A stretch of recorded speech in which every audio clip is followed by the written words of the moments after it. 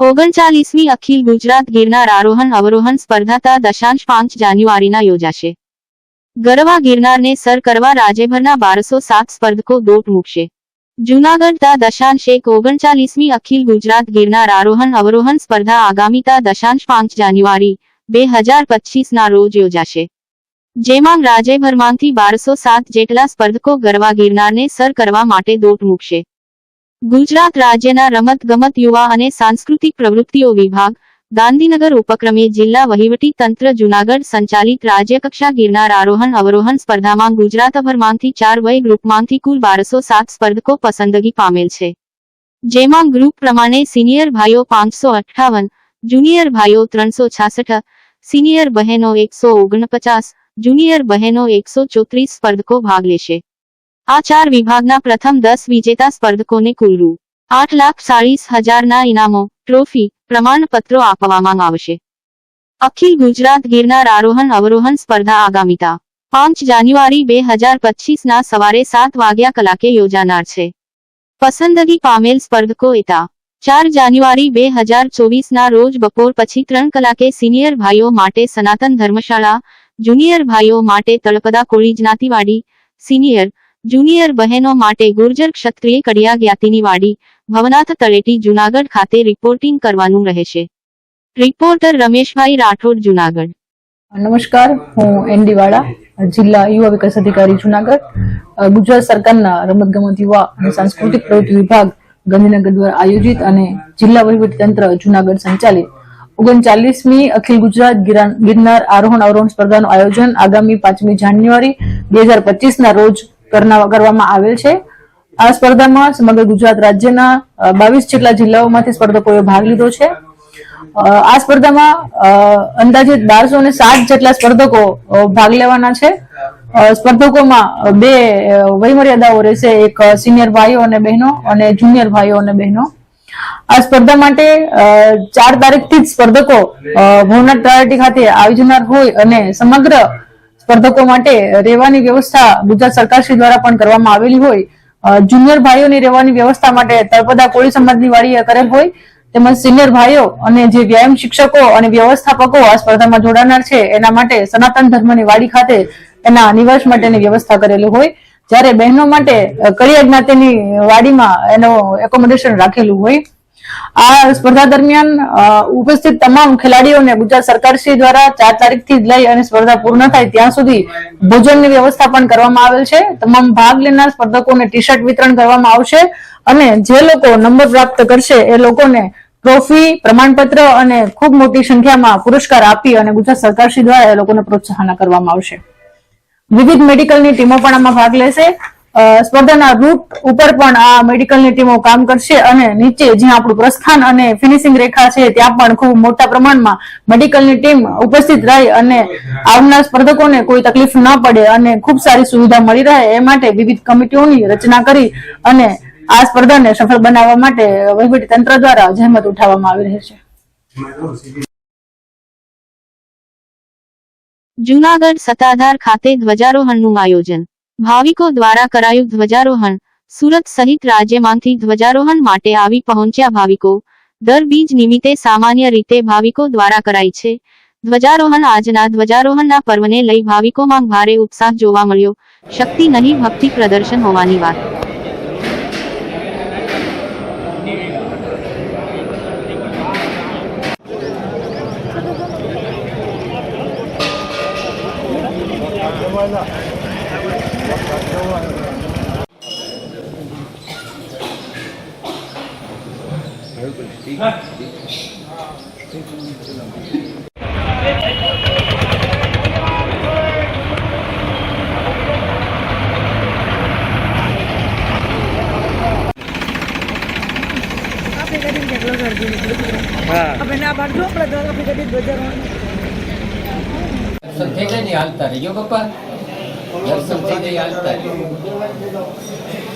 આ બધું સાપરની પરસાદ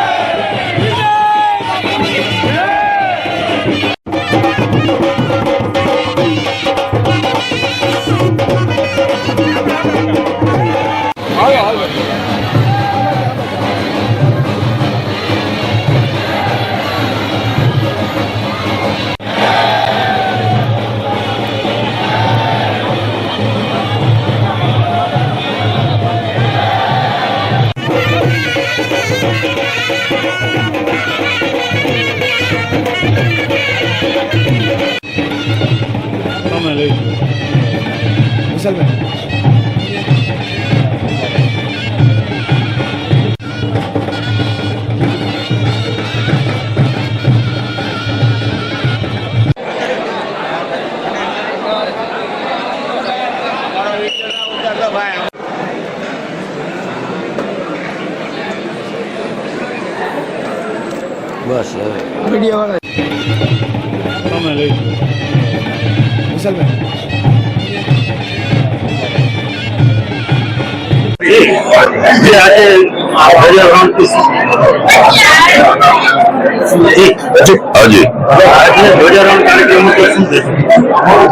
આજે આમ તો આપ સૌ જાણો છો સત્તાધારની પરંપરા બારે 12 બીજની ઉજવણી થાય છે. ખાસ કરીને આ બીજનું વધારે મહત્વ હોય છે અને જ્યારે સેવકો તરફથી સર્વ સમાજના સેવકો તરફથી એક સ્વયંભૂ નક્કી કરવામાં આવ્યું કે આપણે આજે સત્તાધાર ધામમાં એક મોટી સંખ્યામાં સૌ ઉપસ્થિત રહીએ અને વર્તમાન સમયમાં જે એક વિવાદને અલગ એંગલ આપવામાં આવે છે એ એંગલના સમર્થનમાં જે આપણે વૈચારિક રીતે સંસ્થાની સાથે જોડાયેલા છે એના માટે અહીં સૌ પધાર્યા છે અને મોટી સંખ્યામાં લોકો આવ્યા છે. આવી કોઈ સત્તાધાર ધામ તરફથી આવી કોઈ વાત કરવામાં આવી નથી. બરોબર જે ચાલતી વાતો છે, સત્તાધારમાં ધર્મસભા કરવી હોય તો વરિષ્ઠ સંતોની સાથે સંપર્ક રાખવો પડે, એમના પરમિશન લેવી પડે અને આપ સૌ જાણો છો અત્યારના સમયમાં મહાકુંભ ચાલે છે. વરિષ્ઠ સંતો બધા ત્યાં છે. પૂજ્ય મુક્તાનંદ બાપુ, શરનાથ બાપુ, પૂજ્ય વલ્કુ બાપુની તબિયત નાદુરસ્ત છે, પણ જ્યારે એવી સભા રાખવામાં આવશે ત્યારે સૌ સંતો હોય ત્યારે એ વસ્તુ શક્ય છે. જય આપા. આજે સત્તાધાર ધામ ખાતે 1/1/2025 પોષ સુદ ધ્વજારોહણનો કાર્યક્રમ હિન્દુસ્તાન અને સમગ્ર વિશ્વ જગવિખ્યાત સત્તાધાર ધામ માટે સત્તાધાર સેવક ગણ દ્વારા ધ્વજારોહણનો કાર્યક્રમ હતો. મોટી સંખ્યામાં જનમેદની ઉમટી અને તમે બધા જ 2 કલાકથી જોઈ રહ્યા છો કે જે સત્તાધાર સેવક ગણ જે છે આ ઐતિહાસિક ધ્વજારોહણના કાર્યક્રમમાં તમામ સત્તાધાર સેવકોનો ખૂબ ખૂબ આભાર અને જય આભાર. જૂનાગઢ માંગરોળ તાલુકાના દિવાસા ગામે પથ્થરની ખાણોમાં ડેપ્યુટી કલેક્ટર અને મામલતદાર માંગરોળના સંયુક્ત દરોડા. આ દરોડામાં 3 જેટલી ખાણો, 9 મશીનો તેમજ ટ્રેક્ટર સહિત મુદ્દામાલ કબજે કરી આગળની તપાસ હાથ ધરી. માંગરોળ પંથકમાં છેલ્લા ઘણા સમયથી ગેરકાયદેસર પથ્થરની ખાણો ધમધમી રહી હોવાના અનેક વખત સામે આવ્યું છે અને આજે મોડી રાત્રે ડેપ્યુટી કલેક્ટર અને મામલતદાર માંગરોળની સંયુક્ત ટીમ દ્વારા દિવાસા ગામે રેડ કરતા 3 જેટલી પથ્થરની ખાણો તેમજ 9 જેટલા મશીનો અને ટ્રેક્ટર સહિતના મુદ્દામાલ કબજે કર્યો હતો અને ખાણખનીજ વિભાગને બોલાવી આગળની વધુ કાર્યવાહી હાથ ધરી છે. ઉલ્લેખનીય છે કે માંગરોળ પંથકમાં હજુ પણ શીલ, સાગાવાડા સહિત અનેક વિસ્તારોમાં પથ્થરની ખાણો ધમધમી રહ્યા છે, જેમાં પણ તપાસ કરવામાં આવે તેવી લોકમાંગ ઉઠી છે.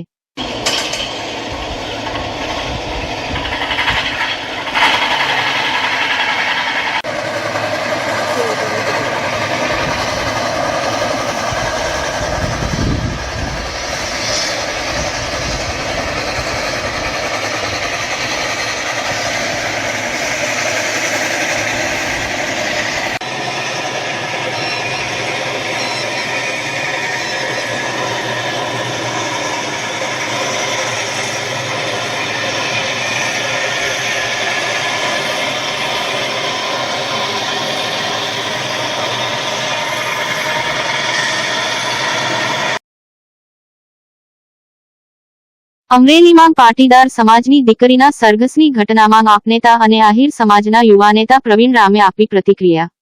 આ ઘટનામાં અન્ય સમાજના આગેવાનો પણ આવ્યા પાટીદાર સમાજની પડખે.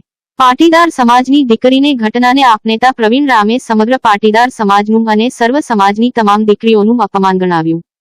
પાટીદાર સમાજની નિર્દોષ દીકરીના સરઘસ કાઢવાની ઘટનામાં સંડોવાયેલા તમામ ભાજપના નેતા અને અધિકારીઓનું અમરેલીની બજારમાં જાહેરમાં સરઘસ કાઢવા આપનેતા પ્રવીણ રામે કરી માંગ.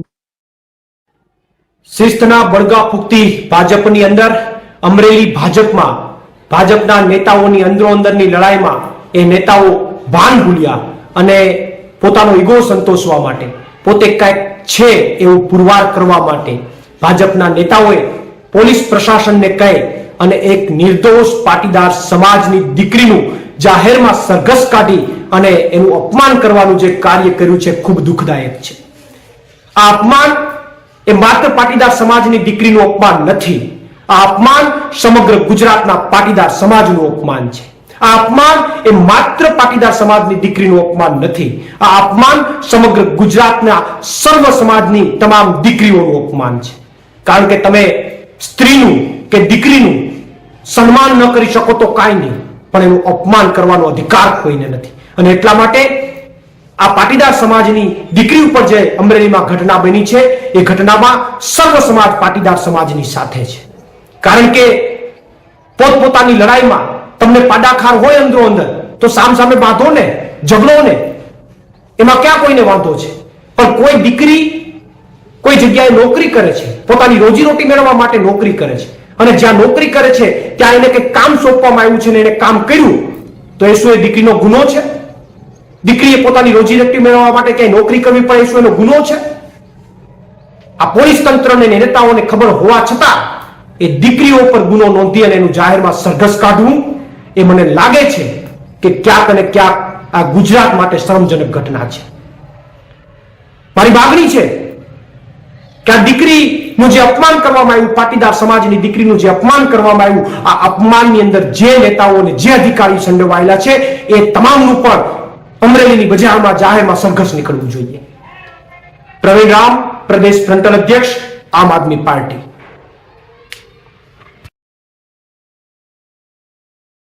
ભાજપની સરકારે હજુ તો અમરેલીની પાટીદાર સમાજની નિર્દોષ દીકરીને જામીન નથી આપ્યા. એ પહેલા સુરતમાં અન્ય પાટીદાર સમાજની દીકરીઓ ઉપર પોલીસ કેસ. સુરત પાટીદાર સમાજની દીકરીઓ ઉપર ગઈકાલે થયેલ કેસ બાબતે આપનેતા પ્રવીણ રામે આપી પ્રતિક્રિયા. આપનેતા પ્રવીણ રામે ભાજપની સરકારને નારી વિરોધી અને પાટીદાર વિરોધી ગણાવી.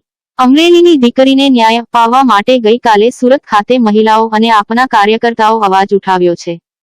ત્યારે સુરતના આ કાર્યક્રમમાં ભાજપ સરકારે પાટીદાર સમાજની દીકરીઓ ઉપર ફરીવાર કેસ કરતા મામલો ગરમાયો હતો. જેમના ઉપર સુરત ખાતે કેસ કરવામાં આવ્યો એ તમામ લોકોએ પોલીસ સ્ટેશનમાંથી જામીન લેવાનો ઇનકાર કરી દેતા મામલો ઉગ્ર બન્યો છે.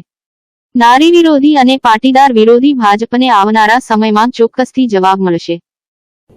હજુ તો અમરેલીમાં પાટીદાર સમાજની આ નિર્દોષ દીકરીને ભાજપની સરકાર જામીન નથી આપી શકી. એ પહેલા તો આ જ ઘટનામાં સુરતની અંદર અન્ય પાટીદાર સમાજની દીકરીઓ ઉપર કેસ કરવાનું કામ આ ભાજપની નમાલી સરકારે કર્યું છે. ગઈકાલે સુરતની અંદર પાટીદાર સમાજની દીકરીઓ અને આમ આદમી પાર્ટીના કાર્યકર્તાઓએ ભેગા થઈ અને અમરેલીની ઘટના જે છે એ ઘટનામાં પાટીદાર સમાજની નિર્દોષ દીકરીને ન્યાય મળે અને જામીન મળે એ માટે અવાજ ઉઠાવ્યો હતો, વિરોધ નોંધાવ્યો હતો. ત્યારે એમના અવાજને દબાવી દેવા માટે સુરતની અંદર ભાજપની સરકારે આ પાટીદાર સમાજની દીકરીઓ ઉપર કેસ કરી દીધો છે. ત્યારે મારે એ ભાજપ સરકારને કહેવું છે કે તમારે જેટલા કેસ કરવા હોય એટલા કરો, તમારે જેટલી નારી શક્તિ ઉપર કેસ કરવા હોય એટલા કરો. જ્યારે કોઈ દીકરી ઉપર, નિર્દોષ દીકરી ઉપર આ રીતે અત્યાચાર થશે ત્યારે ચોક્કસથી તમામ સમાજો અને તમામ નારી શક્તિ બહાર આવશે અને આવનારા સમયની અંદર ચોક્કસથી ગુજરાતના તમામ સમાજની નારી શક્તિ આમનો બદલો લેશે અને સમગ્ર પાટીદાર સમાજ અને અન્ય તમામ સમાજો છે આમનો ચોક્કસથી બદલો લેશે. આભાર. પ્રવીણ રામ, પ્રદેશ ફ્રન્ટલ અધ્યક્ષ, આમ આદમી પાર્ટી. રાજકોટ જિલ્લાના ધોરાજી નગરપાલિકા તંત્ર દ્વારા ડિમોલેશન કામગીરી હાથ ધરવામાં આવી. ધોરાજીના નાગરિક બેંક સામે અને જૂના ઉપલેટા રોડ જે ફૂટપાથ ઉપર જે દબાણ કરવામાં આવેલ હોય તેવા દબાણો દૂર કરવાની કાર્યવાહી કરવામાં આવી. ધોરાજી માંગ જે ફૂટપાથ ઉપર કેબિનો રાખી ધંધો કરતા લોકો સામે ધોરાજી નગરપાલિકા તંત્રએ લાલ આંખ કરી ફૂટપાથ ઉપર કેબિનો દૂર કરવામાં આવેલ. ફૂટપાથના ગેરકાયદેસર દબાણો દૂર કરવામાં આવ્યા. રિપોર્ટ જયંત વિંજુડા, ધોરાજી.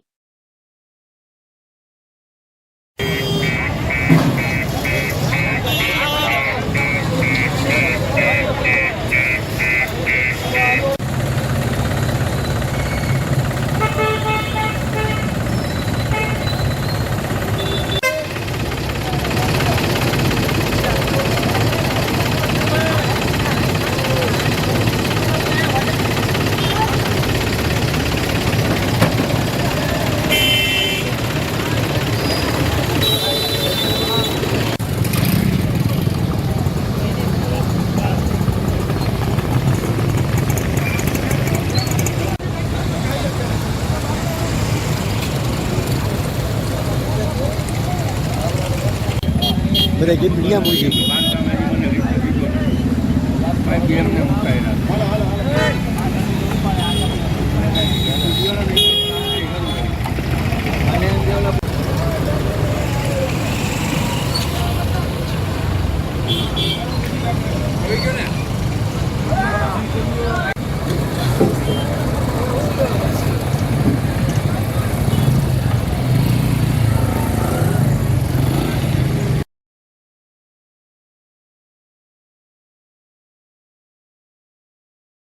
જૂનાગઢ સિવિલ હોસ્પિટલમાં સુવિધાઓના નામે મીંડું. આ જૂનાગઢના પ્રબુદ્ધ નાગરિકોએ સરકાર પાસે અમુક માંગણીઓ કરેલ છે. ડોક્ટરોની અનિયમતા, રાત્રિના એક્સપર્ટ ડોક્ટરનો અભાવ, એક્સરે અને સોનોગ્રાફી જેવા મશીનોની સંખ્યા એકાદ જ હોવાના કારણે દર્દીઓ પરેશાન. હોસ્પિટલની બહાર લિફ્ટમાંથી મોટા ભાગની બંધ હોય છે. સિવિલમાં દર્દીઓની ટૂંકી સારવાર બાદ રાજકોટ રિફર કરાય છે.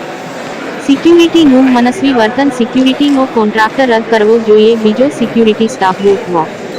સિવિલમાં વોર્ડના દરેક માળે પાણીના ફ્રીઝરની વ્યવસ્થા કરવી.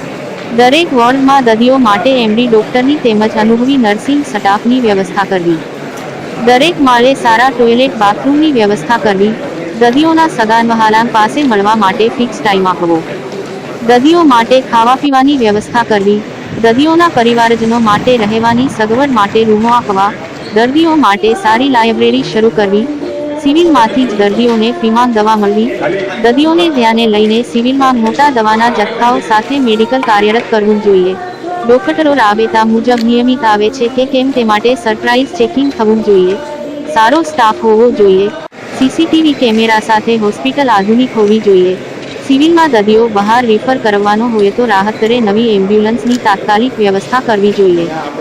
સિવિલમાં દર્દીના વોર્ડમાં રાત્રિના અને દિવસે મેડિકલ ઓફિસર અને મેડિકલ નર્સિંગ સ્ટાફ ભરવો જોઈએ. તમામ દર્દીઓને બાટલા કે ઇન્જેક્શન દવાઓ તમામ સિવિલમાંથી મળવી જોઈએ. બહારના મેડિકલોમાંથી દવાઓ લખે છે તે બંધ કરાવવી જોઈએ. દર્દીઓને સિવિલમાંથી ગંભીર પ્રકારની હાલતમાં રિફર કરવાના થાય તે માટે ઓક્સિજન બેડ સાથે આઈસીયુ એમ્બ્યુલન્સ ડોક્ટરની ટીમ સાથે કાર્યરત કરવી જોઈએ. ઓર્થોપેડિક સર્જિકલ કેસમાં સાધનો, રોડ, પ્લેટ વગેરે બહારથી લાવવા પડે છે. એક્સિડન્ટ કેસમાં 50,000ની ફ્રી સારવારની સરકારની જોગવાઈ છે. તે છતાં બહારથી સાધનો મંગાવે છે. રાત્રિ સમયે ગાયનેક ડોક્ટર હાજર નથી હોતા તેથી કેસ સંભાળતા નથી.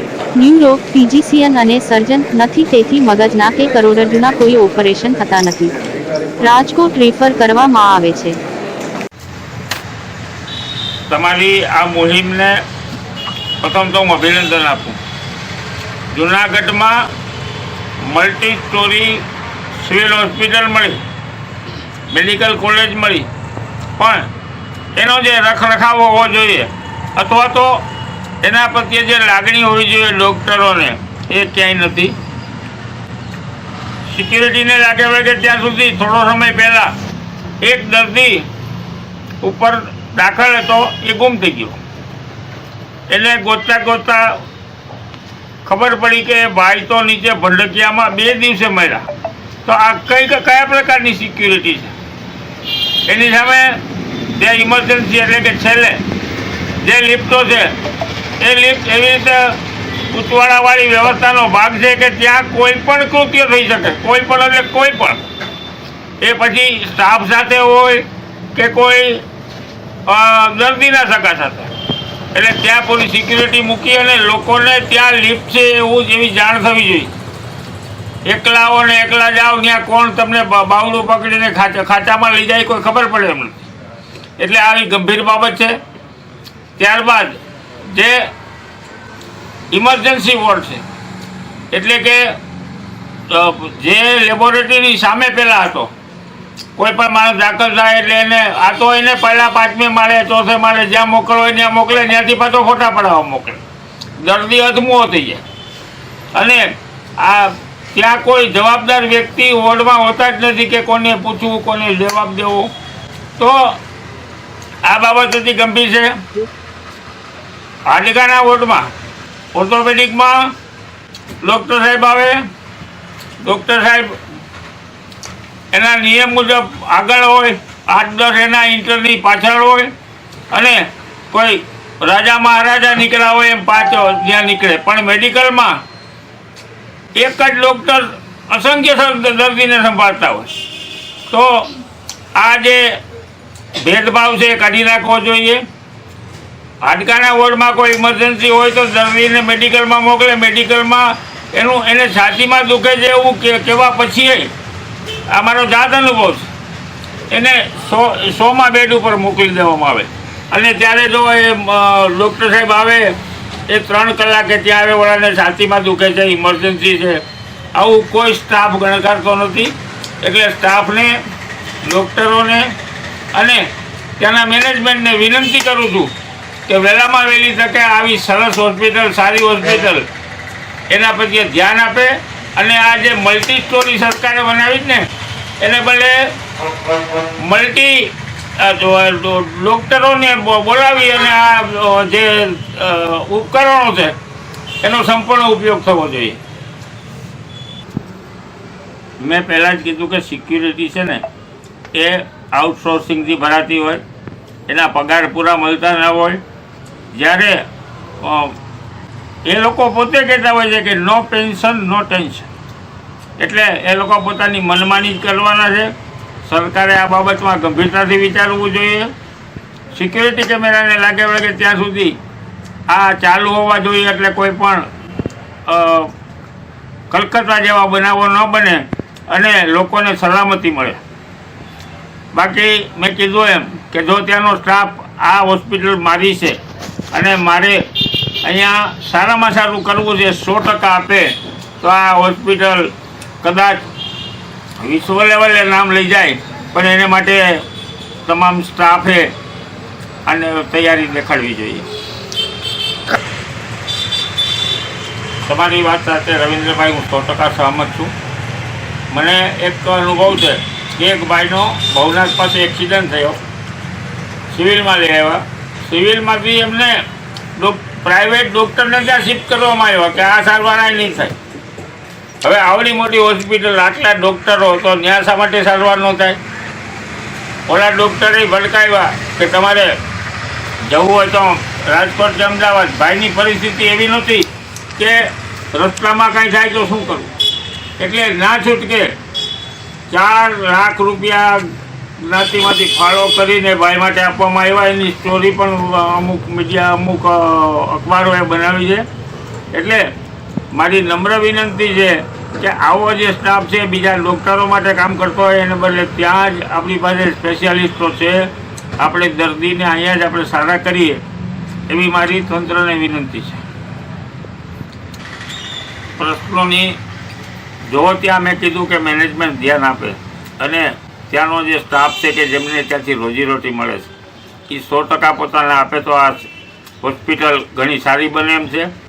પ્રાઇવેટ એમ્બ્યુલન્સવાળાને ફાયદો કરાવવા માટે અહીંયા એમ્બ્યુલન્સો વસાવતા ન હોય એવું મારું માનવું છે. કારણ કે સિવિલમાં જાઓ એટલે સિવિલની ગાડીઓ તો આડે આવડે ક્યાંક પડી હોય, પણ દરવાજા પાસે પ્રાઇવેટ એમ્બ્યુલન્સો પડી હોય. અને હું તો એવું માનું છું કે આ બાબતમાં પોલીસ અને તંત્રએ બંને સાથ લઈ અને જે આ પ્રાઇવેટ એમ્બ્યુલન્સો છે એ એમની જગ્યાએ ગમે ત્યાં ઊભી રહેવાનો વાંધો નથી, પણ દર્દીને સરકારી એમ્બ્યુલન્સો મળે, ICU વાળી મળે તો વધારે સારું થાય એવું મારું માનવું છે. આ વાતમાં પણ હું સહમત છું કે રાતના